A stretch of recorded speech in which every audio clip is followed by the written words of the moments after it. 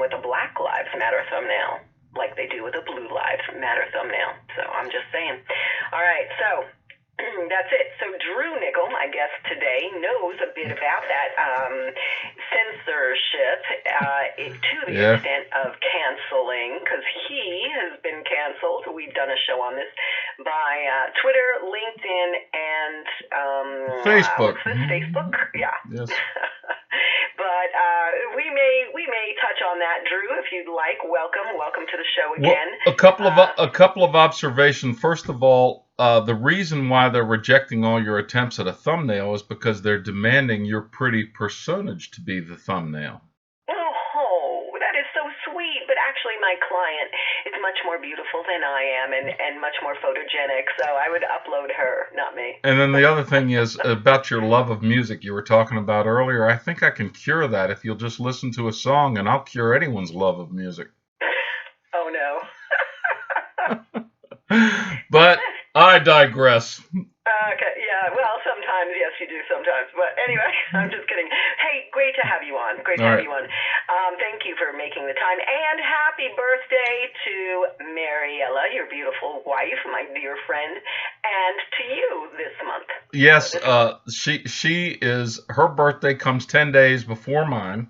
Mm-hmm. And I think that is much calendrical as it is a stress on importance. So she comes first. Right, exactly. Or even her she comes first so much, even her birthday comes first. Oh, sweet. So, well, she's a wonderful person. Anybody who knows her out there knows exactly what we mean. All right, so your new book. So, Drew, you published Bending Your Ear, a collection of essays on the issues of our times back in, what was that, 2016? Right. And then it's being republished under a new title, All That Rendered Trump, for a couple of reasons. The first is that the publisher of Bending Your Ear. We're just not gonna say anything. No. I'm just saying the publisher of Bending Your Ear pulled it off the market. So Indignor Books is republishing it under a new title. But keep in mind this: the acknowledgments and the introductions have changed. Plus, whereas the original book, Bending Your Ear, was real-time commentary taking place at the time it was published, now looking back 4 years later, it's more like a retrospective time warp into yesterday. And what it is it's basically discussing all of the political and social forces that led to Trump and why his nomination and ultimate election was almost preordained by what set it up in the years preceding it. Yeah. So that's the new take on the book. Therefore, the title, All That Rendered Trump, it's really what led up to his election. Yes. Because there was a time when there wasn't a President Trump, and we need to go back in those years to figure out why he was elected and what led to that almost preordained election. It's almost spooky when you look back on it, right? Really, because, well, in a minute I'm going to ask you a question about that, but first I want to say, so All That Rendered Trump, really, to me, is like a very important history reference book. So, you know, it is, I think there is no irrelevance to it. I think it will always be relevant, and that's, that is something that is very special about your writing. You're a prolific writer. You've got a background in journalism years ago, but you have always been an avid student of history and current events in politics, and so the sharpness, the observation, the astuteness with which you comment in your essays back in the years prior to Trump's first election in 2016, this is a compilation of about a year's worth of essays leading up to that, and then ever since, and listeners, I encourage you to go follow Drew Nickell's work at his own website. You won't find it on Facebook anymore. Yes, I have become forbidden. I'm verboten on Facebook. The Facebook Nazis deleted my profile as if I never existed. And that was 2 weeks after LinkedIn and Twitter did the same thing. Yep. So what I say to those people is, Twitter, the guy who's in charge of Twitter, you are a twit. That's right. And the guy in charge of Facebook, I'd like to book his face on a most wanted picture for interfering with free expression. Enough said about that. I know. And LinkedIn, and I know. Anyway, but your website, DrewNickell.com. Yes. DrewNickell.com. And that's with two L's.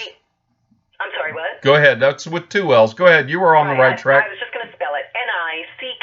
Nickell, right? DrewNickell.com. That's where you can find everything. So your book is re-released and a bit updated, I believe, right? Yes. I updated the intro because it's really saying to the reader, okay, close your eyes and step back 5-6 years ago. Yeah. And look at what led up to Trump's election. It's like he is the culmination of frustration going back to the first George H.W. presidency, the George H.W. presidency. That presidency followed by Clinton's 8 years, followed by Obama's 8 years, and the younger Bush's 8 years. All of those things that happened since 1989 led up to Donald Trump being elected, because this country had it with internationalists and globalists that put our country behind the priorities of other countries. It led to job loss, it led to economic devastation, and Trump had it all reversed until China sent in their little virus and screwed it all up. Yeah, and the book was not written from hindsight. It was written, it is a real-time documentation of the events in their time, and that's what I think is, relatively unique about it. That's why I call it more of like a history reference. It's a real-time documentation, that now people can take a look at from that perspective. I think it's very interesting. So the new publisher, Indignor House, I really love that great new little publishing company. Lynn Yvonne Moon is a best-selling author, and she founded Indignor House. So how briefly have you found working with Indignor House? What were some of the things that the publisher saw in all that rendered Trump, and saw it as so important as to take it on and publish it? Thanks to your good graces, I was able to meet and develop a friendship with Lynn Moon, and she's always been supportive of my efforts, going back to our days at our previous publisher. She was the one that coordinated book signings. She was the one that made all of that happen.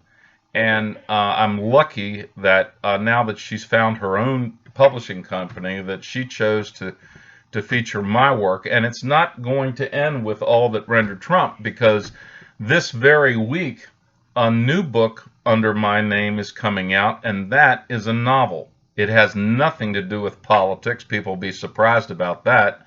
But it is historical fiction. It picks up in 1692 where the Salem witch trials left off. And it takes the reader through the 1700s, and it intertwines real historical characters and real historical events with the fictional story of our heroine in the book. Her name is Lydia, and she's pursued by the very woman that started all of the witchcraft hysteria in Salem, a slave from the West Indies named Tituba. She's a historical figure, but following the trials, no one seems to know what happened to her, so that's where my story picks up. She's the antagonist in my story, and Lydia is the heroine, and it takes them through the 1700s, and I think it'll be an interesting read, particularly as we're approaching Halloween. Yeah, and Lydia, when I think of the name Lydia and Halloween and supernatural stuff, I think Beetlejuice. Beagle, okay. All right, a little aside there, but real quickly, because then I want to get back to all that rendered Trump and politics today. The title of your newest book? It's going to be The Broom. The Broom. Yes, it's very simple, and you can guess with witchcraft some of the things that a broom needs, but this broom takes on a particular significance in the story.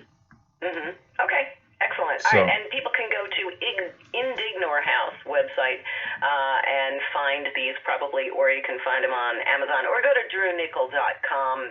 Drew, you'll have everything listed there. All right, so and just to finish up, All That Rendered Trump is available in softbound and ebook versions. The Broom will be available in both of those versions, softbound and ebound, but also hardback with a dust jacket. So that's a first for me. Okay, nice.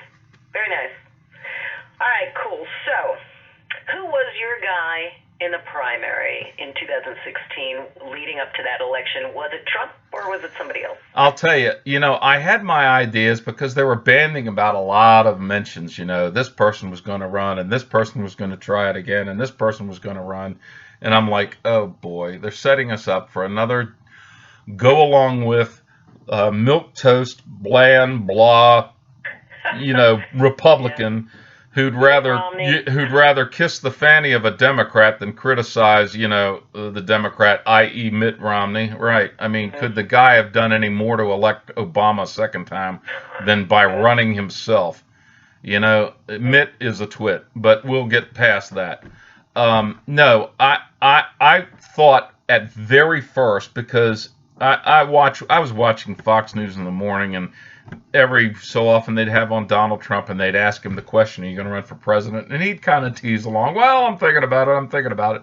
And I'm thinking, okay, here he is setting up the country for yet another marketing ploy, because Donald Trump made his name on promoting his name through press stunts. He'd go on a talk show, he might say something outrageous or provocative, and he would get the press, and it would lead to another Trump product, whether that was wine or cigars or golf or his shows. He was always able to manipulate media by being a creature of the media. And we've known who Donald Trump is for 40 years. I remember him from the 70s. When he was a brash, up-and-coming architect in New York that was making skating rinks happen. So, there was nothing new about Donald Trump we didn't know until he came down that escalator and announced his candidacy. And he did it in such a way that suggested, I think he's serious. I don't think this is a stunt. And it was within 5 or 6 weeks of that in 2015 that I started writing about him. I think the first essay I wrote was Call of the Trump, and then I put E.T. at the end of it, trumpet, like a trumpeter swan. Oh, yeah. Uh-huh. But I recognized early on he was not an ideologue, because I was used to voting for would-be conservatives, the Republicans who say they're Republican and they're conservative, and then they get into office and they turn liberal on you. And I'd voted for those, for a series of those, going back to H.W. Bush. But this guy was different because he wasn't an ideologue. He wasn't a conservative as we understand that to be. He wasn't a liberal as we understand that to be. But he was a nationalist, a populist. And a nationalist has taken on a bad name, but basically defined a nationalist as one who puts their country first in all things. And a populist is somebody who wants to serve the will of the people. You put those two forces together, populism and nationalism, and that was what created a spot for Donald Trump. Then he went about knocking all 17 of his Republican challengers off of the nomination list one by one, just moved them further off to the side until he got the nomination, because he was the force that got the nomination. And here, what did he do in the fall election when everybody said Hillary was going to slaughter him? He did something very simple, yet very American. He outworked Hillary Clinton. She'd take a day off here, or take a weekend off there, or take a few days here. And he was having 4 and 5 events every single day, tens of thousands of people, 7 days a week. I don't know how a man in his 70s had that kind of energy, but he simply outworked Hillary Clinton, and that's why he won the election. It was plain and simple. If I work harder than you, I am going to be more successful than you. It's an adage that is as old as Horatio Alger, but it's so true and so American. One of the reasons our country is so special is because we work harder than other countries, and that has been shown time and time again in studies that, except for East Asians, Americans work harder than anyone else in the world. You look at the amount of vacation time the average American takes and compare that to our European counterparts. My gosh, they get so much vacation over there, you would think they were all teachers, because they get damn near 2.5 or 3 months a year in vacation time. We're over here, after you've been with a company a while, you start with 2 weeks and work your way up through staying with the company. But that kind of vacation schedule would be considered almost Neanderthal or Spartan in Europe, where they take 6, 8, 10, 12 weeks a year. Yeah, I have a good friend in Germany. We talk once a week on Skype, and they do take a lot of, they call it holiday. Yeah. Holiday, yeah. Take a lot of holiday. It's like the whole, everybody just is on holiday. I remember when I was a kid, we would go to Kitty Hawk, North Carolina for 2 weeks every year, and it started when I was 7 and probably ended up when I was about 12. But those 5 years, it was the best 2 weeks we had of the year. And at one point, my dad was looking at me and sucking on his pipe and says, "So what do you want to be what do you want to do when you grow up?" I said, "I want to go on vacation." And had he known at the time, he could have said, "Well, you need to move to Europe." Right. There's some good ski mountains over there. I'm all for that. All right. Well, my guy in the primary originally was Rand Paul, right? And I remember I actually cried the day he announced he was suspending his campaign. I still to this day don't know why he suspended his campaign, but I thought he's the only one. He's the only real, or he's the strictest, most avid constitutionalist of the bunch. That was my take, and that's who I would have voted for had he not suspended his campaign. And so, I was surprised when Trump was the winner, of that primary. I was shocked. I was really shocked. And at the time, I was not happy because I did not see him as a staunch constitutionalist. I was not convinced that he would not be the lesser of two socialists between him and Hillary.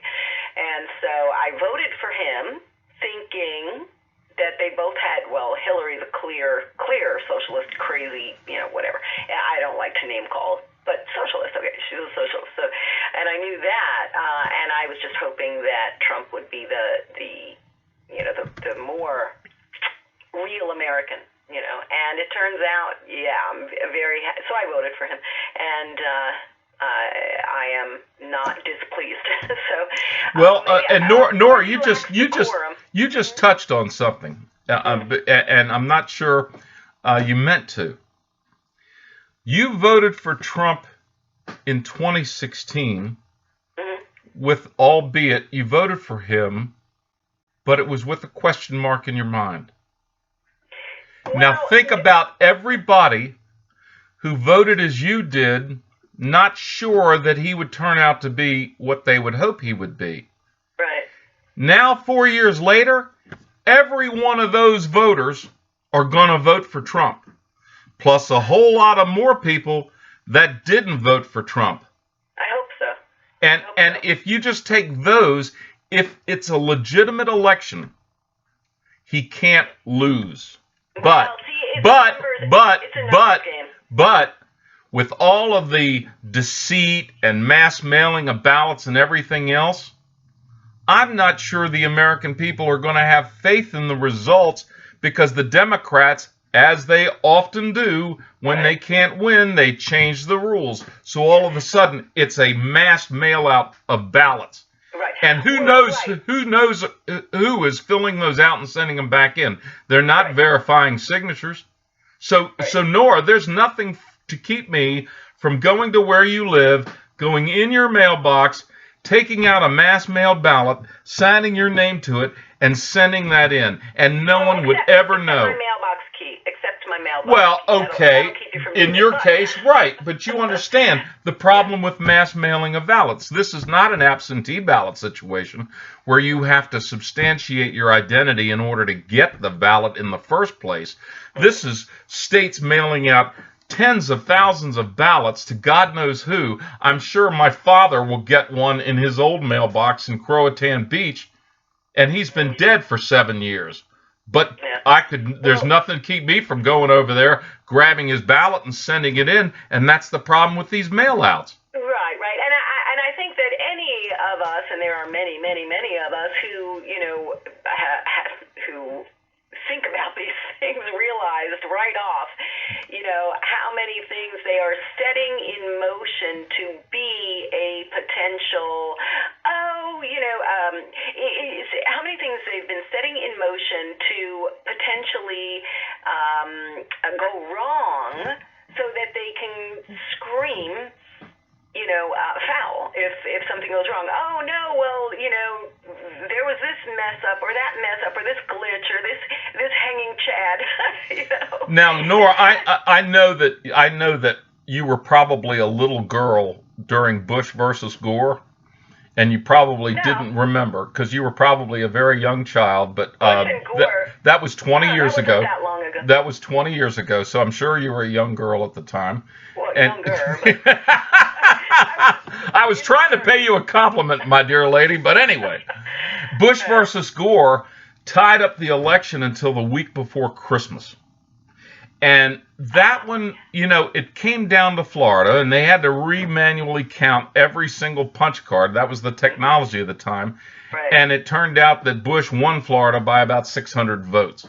And ultimately, it went to the Supreme Court, and once the Supreme Court ruled in his favor, it was only at that point that Gore said, okay, for the good of the country, I'm not going to contest anymore. That scenario is going to be much more vicious this time around if there isn't a true winner, or if there isn't a declared winner. And here's what can happen. If the dispute drags on past January 20th, 2021... Nancy Pelosi takes over. Right, as a stand-in president. So she would be in charge of both the House of Representatives and the presidency. And in effect, she would control both branches of legislative government. Yeah. And that's why it was so very important that the Republicans not only hear, but seat Amy Coney Barrett, because there's a chance, a very good chance, this election could end up in the Supreme Court. And what would we do if the vote was only 4-4? It's not like we can toss a coin. Right? Well, you have to have an odd number of justices in order to render those close decisions one way or the other. You can't just leave it hanging like a Chad. Right. Right? Right. That poor guy, Chad. Right. Everybody's hanging him. Do you know that year, the babies who were born afterwards, Chad was one of the most popular name in the year that followed. No. Oh, I'm not kidding you. It's true. It's true. That's sick. Yeah, well, I just hope the name Lucifer doesn't come into style. Yeah, Carl. K-A-R-L. Yeah, Carl or God, Carl, or Adolf. Mark, right, Karl Marx. Anyway, so yeah. All right. So in your book, what are some of the things, some of the events that, looking back now, you consider most fascinating? Are there one or two events when you look back on your book, formerly Bending Your Ear, now being re-released as, and a little bit updated as All That Rendered Trump. One or two events you find most fascinating, and then flash forward to what you are writing about these days, this week, this month, what is most, what's most got your attention? Well, if you look at the time preceding Donald Trump's nomination in the Republican Party and the years that led up to it, I had been writing these essays since 2010, so I had about 6 years of material, 5 years of material that went into the book. Yes. And what it was I was writing essays on the events happening at the time. That's what I mean by real-time documentation. Right. Exactly. Right. And then what I had to do when I put together the book is I went through about 120 of those essays, and I sorted them on topic. Like there's a chapter on what I call political monsters. And then that's divided into essays about Hillary Clinton, Barack Obama, Donald Trump. Scary people. Well, I use the word monster in that's as their professional. A football monster might be a great player. So I was using political monsters in that vein, but I was like a giant. Right, exactly. Okay. And you'd have the essays all together that I wrote specifically about Obama, or about Hillary Clinton, or about Donald Trump. There isn't a whole lot about Donald Trump other than the fact that in the book I predicted not only could he win the nomination, but he could very well win the election. And that was a prediction I made in August of 2015. Yep, page 170. And everybody, when I published that essay on my website and on Facebook, they said, "You're crazy. Drew, what are you smoking? There's no way Trump is going to get the nomination. There's no way he's going to win the election." And he did both. He did both. Yeah. This was the July 2015, I think. Love him, like him, admire him, or hate him, as you will. But let there be no doubt that when Donald Trump does something, he does it in a big way. Anyway, yeah. And here's the thing. You talked earlier about why did Rand Paul leave the race? Well, Rand Paul. All right. Rand Paul. You could say he was a constitutionalist, but there are other constitutionalists. Most notably Marco Rubio, Mike Lee. I mean, there's several Republicans. Yeah, Ted Cruz, a perfect example of constitutionalist. Sure. But Rand Paul, in the mode of his father, was libertarian. Yes. And here was the problem with his candidacy. It was threefold actually. First of all, politics is a game of math. If you don't have the delegates, you don't get the nod. And if you don't have the electoral votes, you don't get the presidency. It's a math game.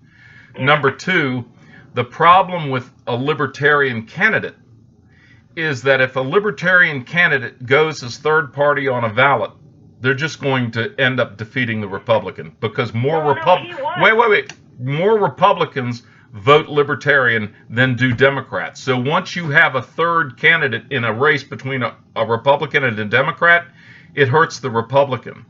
The bottom line is Rand Paul was running as a Republican. Well, he was running as a Republican, but here's the thing.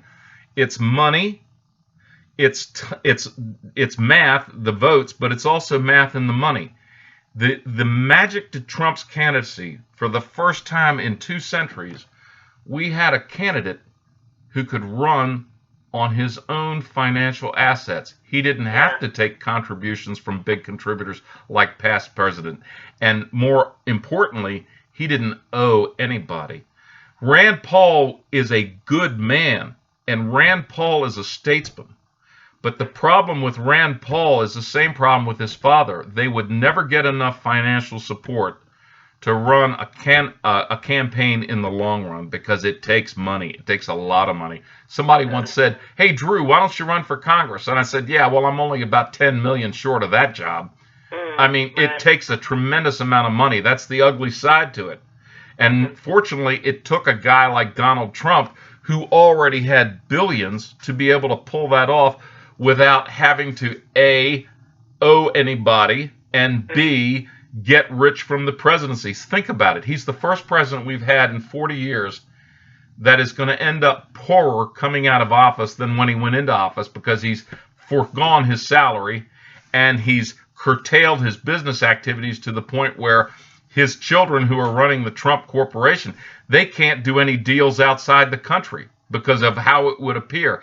And that that has drastically impacted their business. But yeah, good point. Yeah. Donald Trump didn't need this. He's a man who could have retired and played golf on his golf courses for the rest of his life. Mm-hmm. He did this because he wanted to. He saw something that needed to be done, and he realized the traditional approach to presidential politics hasn't worked since Reagan left office. Mm-hmm. And a whole lot has happened that needs to change. And I think that Donald Trump is going to be one of those presidents that come along every 30 or 40 years that really do substantive change in the direction of the country and accomplish this. Reagan was the last one. Prior to Reagan, you could argue, say, a Roosevelt, or the presidency of Teddy Roosevelt, the presidency of Franklin Roosevelt. Every once in a while, we get a president like a Lincoln who makes substantive historic change. The key is now we have people running for office who don't believe in America. They don't believe in the concept of America. They think America is an evil place, and they want to drastically change America towards a socialist state, towards a European style, parliamentary democracy. And that would be a disaster, because what makes us different from Europe is what makes us special and what makes us strong. And the Democratic ticket running today in both the Senate, the Congress, and the presidency want to tear all of that down. They want to weaken America. They want to make us what Obama tried to make us, just another nation in a list. Yeah. Socialist to communist and worse. Exactly. Right? If you go to the Black Lives Matter website, it will tell you up front they're Marxist. They're Marxist.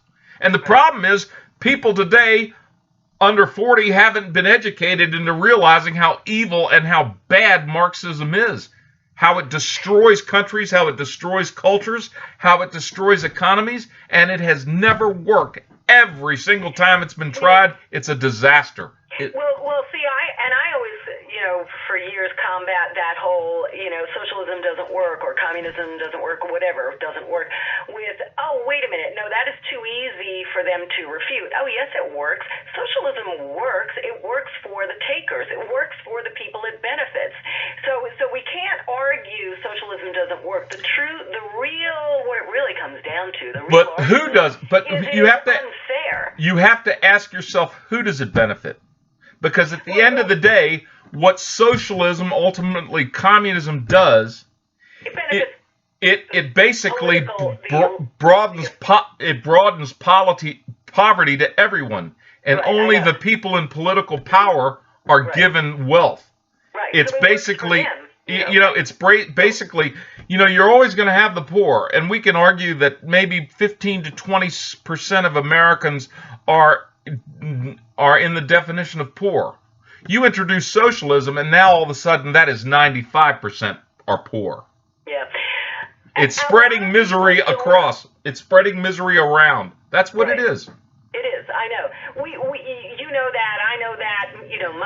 Most members of my audience know that. There are a lot of people out there who are either very naive or very ignorant, and they don't see that. They don't get that. They don't want to understand that. They've been fed, things to the contrary, notions to the contrary by the expert marketers in the socialist communist agenda. And that's unfortunate. So the bottom line... And that's in the schools? For those people, that they need to understand is socialism and worse, the whole road that leads to, again, communism and worse. Technocracy, I think, is worse than communism. I think we didn't have technocracy. Well, we did, but we didn't know it. Years ago when we were talking about communism being the ultimate worst. But I think technocracy is actually the ultimate. So back to people who don't understand that all the things along that road and why it doesn't work and da-da-da-da. The real bottom line point is it is inherently anti-American, and it is the height of injustice, because what it is forcing people, it is social engineering and forcing people to make decisions for their own lives, whether or not they want to make those decisions, forcing people to hand over their money to support causes they may or may not want to support. So in America, according to real American principles, you are free to voluntarily contribute to the causes of your choice if, when, and as it works in alignment with your vision for your own life. You have the freedom in America to go knock on your neighbor's door who's struggling and say, hey, I made you dinner. Hey, here's a grocery store gift card. Hey, here's a bag of groceries or two. Or hey, here's some money to pay your rent or your mortgage. You have the ability to do that. People have the ability to go to a church and ask for help. But again, my old quote, when you mandate charity, you take away the two most essential cogs in the machine, the goodwill and the gratitude, and instead you breed resentment and the entitlement mindset. That's the problem, as I summarize it. One of the problems with the gist of socialism, I also liken it to homeowners associations around the country. Now, this social engineering, smart cities and this cities and that cities, and the social engineers in development, infrastructure to some extent, not complete, not every realm of infrastructure, but the social engineering, I used to half joke, but now I always meant this seriously, that homeowners associations are like a microcosm of socialism. Okay, you as a home buyer have the freedom in America to purchase a home within a homeowners association if you like the idea of paying money every month to a group of people who's going to decide what you want and what you're going to have, whether you want it or not. A pool, a tennis court, a golf court, and your shrubs maintained by some company they choose. Okay, whatever. You can buy into that if you want to, and it's a costly thing. But in America, you have the freedom not to. You have the freedom to opt out. Well, socialism is, oh no, this is the way it is. You pay into this, and we're going to do with your money. We're going to take your money, and we're going to do with it what others deem suitable, regardless of what else you might like to do with your money that would advance your own vision of your own life as a sovereign individual. That's the difference, people. That's the difference. Socialism is power to the collective over the individual. And Americanism, true Americanism, is respect and sovereignty of the individual and protection of that sovereignty. Well, I'll tell you this too. It speaks to the dichotomy of government, and let me digress a little bit. In a socialist state where people are given what I will call goods, and goods I mean food, housing, education, healthcare, commodities. Okay? And if you promised a set of goods to a populace, and then the economic realities evolve where you can't keep those promises and you try to start taking those away, you breed a lot of contempt and a lot of anger. By the same token, once those goods are then taken away, they don't return. By the same token, think of our freedoms that we enjoy, the freedom of speech, the freedom of the religion, the freedom of the press, which means also broadcast. The freedom to own a firearm, right? And exactly. defend yourself and your and property. just like the other side of government, once goods are taken away, they don't come back. Once freedoms are taken away, right, they don't come back. You take away my freedom to go to church, to speak my mind, to write my essays, or go on radio like today and express my opinion. You take away my freedom to own a gun, or my freedom to select the people who will represent me in Washington. Incrementally, you take those freedoms away. What you have left is an imprisoned population. Yeah. They don't come back without a fight. And that's just it. That's just it. They don't come back without a violent revolution. Yeah, exactly. And is that what people are willing to sell us down the river to? Because when you vote, people, when you cast a vote to relinquish the rights of others, that's what you're doing. You're relinquishing those freedoms and that will not come back without a violent revolution. And that's the problem of leftism in this country today. You know, people can talk about the right, they can talk about conservatives. There was never a conservative politician who made it to the White House, such as a Reagan. You can go back through history. There was never a conservative that said the other side does not have a right to speak or have their say. Right. That is a premise of the leftists today. They want to silence conservatives. They don't want conservatives to appoint a Supreme Court justice. They don't want conservatives to have their say in social media. They don't want conservatives to express themselves in the press. They don't want any of those things. They want to silence. It's the cancel culture. I was canceled from Facebook. And who the heck am I? I'm just a little guy expressing my opinions. I'm no threat to anyone. But they canceled me because they could. And when they cancel the press secretary to the President of the United States, Kayleigh McEnany, we know something foul is going on. Not to mention the silencing of news reports as to the depth of corruption of the Biden family. His laptop shows that Hunter Biden was selling access to his father and that his father was taking a premium on those payments. And the media won't report it because it stands in the way of defeating Donald Trump in November. Since the beginning of this pandemic and everything that's happened since, including the rioting and everything else, it has been all about November 3rd. And if this country gets it wrong, you can kiss our country goodbye, because let me tell you something. What their Democrats are going to do is not only flip the Supreme Court and add justices so they can get their liberal balance. They're going to do away with the filibuster in the Senate, which will make it just a second House of Representatives. And more importantly, they're going to have what they call reconciliation panels, which means they're going to be planning to come out and come after Trump supporters. They've done this in Venezuela, where after an election, they go after the people who supported them. And none of us are going to be safe. Those of us who have expressed support for Donald Trump, they're coming after us if they win. And I think these polls are about as accurate as throwing a banana at the side of a house trying to hit a specific nail in the side of your house. Okay? It's ridiculous. But they do this because they want to discourage voting. They want to discourage Trump voting. And I think that there's a 10% factor out there that people either aren't answering in pollsters or they're saying they're voting for Biden when they really are going to vote for Trump. Yeah. Oh, I know a lot of people who lie, but when somebody calls or asks them some other way. I have to throw myself in that, because they'll ask me who I'm voting for, Biden or Trump, and I'll say something outlandish like Alf Landon.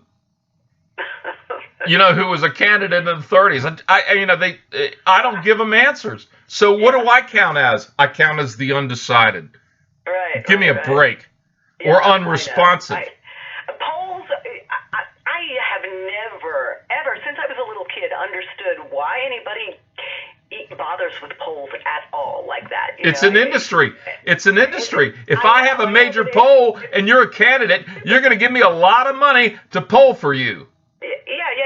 But unless you're asking every single person who will actually be voting for something or whatever, and absolutely sure that they are telling you the truth, none of it matters, because it's just a sampling, a random sampling, and unless you've asked me, you don't know the whole story. Now, Trump. Trump made a lot of those polling companies, pollsters, look like idiots last time around. Just think. Yes, right. He wins this year, they're going to be out of business because nobody's going to believe anything they have to say anymore.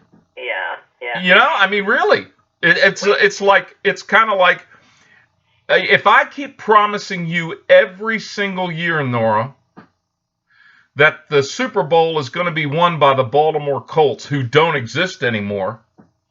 After a while, you're not going to believe anything I have to say on the subject.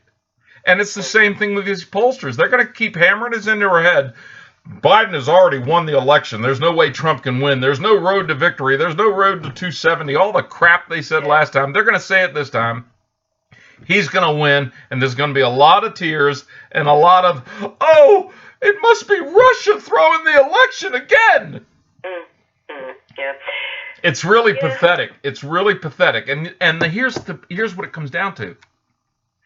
They cannot possibly win a fair election on issues because the electorate won't go along with them. That's why they try to pack the court. That's why they try to accomplish in court what they can't accomplish in the legislatures, because that's the only way they're going to get their vision of proper government in place. They're not going to do it through legitimate legislative means because the country isn't going to go along with it, and they know it. So what do they try to do? They try to change the rules. They try to tweak, where they draw the lines of a congressional district. They try to do everything they can because they know the popular will of the people is not with them. Yeah.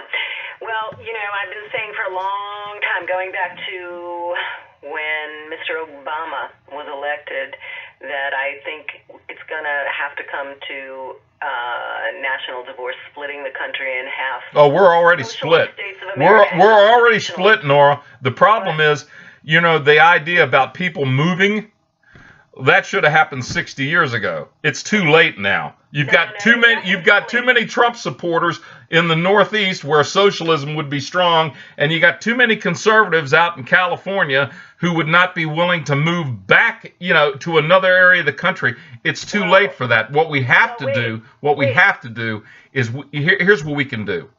The media gets away with a lot of lies. And the reason they get away with a lot of lies is that they're able to slander people and get away with it, because if you're in the public eye, you can't sue for libel or slander.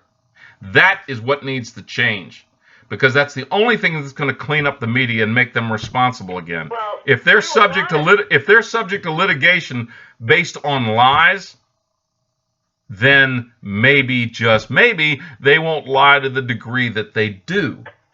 Here's the thing, though, Drew. A lot of things need to change, and even if Trump wins this year, that only buys everybody a little more time as the leftists just continue with their relentless pursuit of takeover, of America. So it's never going to end. In other words, it's like it's like being in a marriage with a drunken gambler. It's like being married to a horribly abusive spouse, and at some point, do you really want to wake up every morning fight throughout the day from your perspective of common sense and logic and rules and what's right? Do you want to continue, having to deal with that person and going to bed every night, And here's the thing. And here's the thing. Nora, you touched on something else. You touched on something else. I believe Donald Trump's going to win re-election. Okay, and I believe he's going to do a great job. The question is, who is going to be strong enough to come in after him and take up where he leaves off, because that day will come.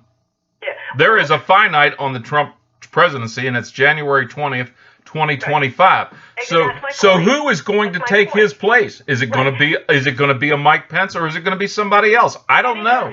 And Drew, here's the thing, though, Drew, baby. See, it shouldn't even be up to one man or woman to have the ability to do that. It should be reinforced in the rules. In other words, take it all back down, give me a big package of red pens, lock me in a room for 3 months, and I'll take care of all of it.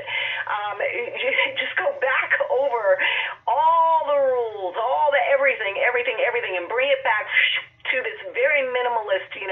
Well, another thing, bare bones thing, and anything that doesn't measure up to that rubric doesn't get done in America, is not okay in America. But that's the way, if we were to split the country in half, that's the way the constitutionalist states of America would run, like a place of common sense rules, constitutionalism, right? You can't vote. In other words, it would be impossible to be able to vote socialism and other governmental systems into America because they are inherently anti-American. Like, we wouldn't even be having these arguments. We wouldn't even be facing these issues, if that were the case. And so that's the thing that would have to be accomplished in this 4 years.